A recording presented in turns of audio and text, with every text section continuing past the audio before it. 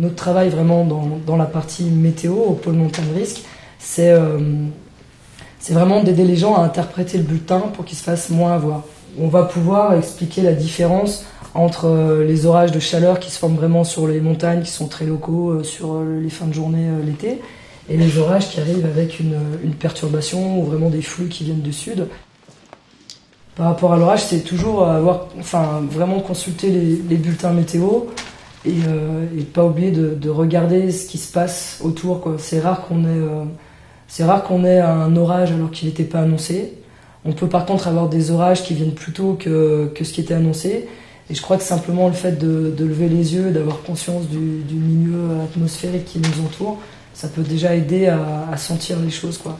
Je suis responsable de moi-même et donc je redescends, quoi, ou je me mets à l'abri.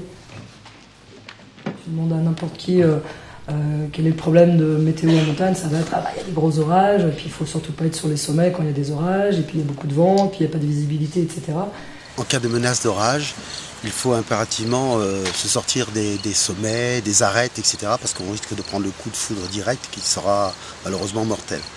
Sortir des endroits dangereux, verticaux, parce qu'on peut être projeté en bas et donc se blesser gravement. On ne se mettra jamais sous un arbre, parce qu'on peut être foudroyé sous l'arbre, ou se mettre à l'entrée d'une grotte, parce que c'est des endroits dangereux. On cherchera de préférence un terrain plat, si possible avec un rocher, où on se mettra sur un sac à dos pour être légèrement surélevé. On gardera toujours les jambes groupées pour éviter le courant de sol qui fait que le courant peut entrer par une jambe et sortir par l'autre, et donc nous foudroyer au passage.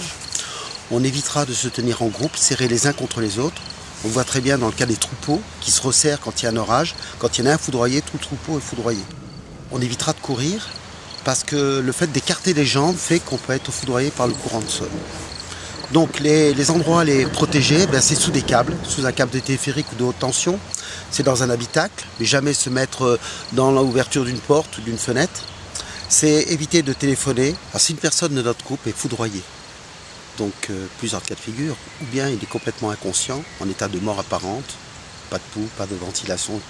Il faut tout de suite tenter une manœuvre de réanimation, car ces phénomènes sont réversibles dans l'espace de quelques minutes.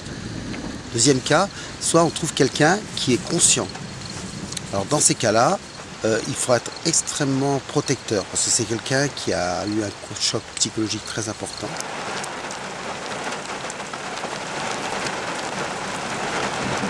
Enfin, on peut avoir quelqu'un qui a reçu un coup de foudre latéral ou un coup de foudre par le sol et qui n'a pas des lésions évidentes, qui peut-être a juste des brûlures au point d'entrée et au point de sortie. Dans ces cas-là, il faut toujours l'accompagner chez un médecin pour qu'il y ait un bilan.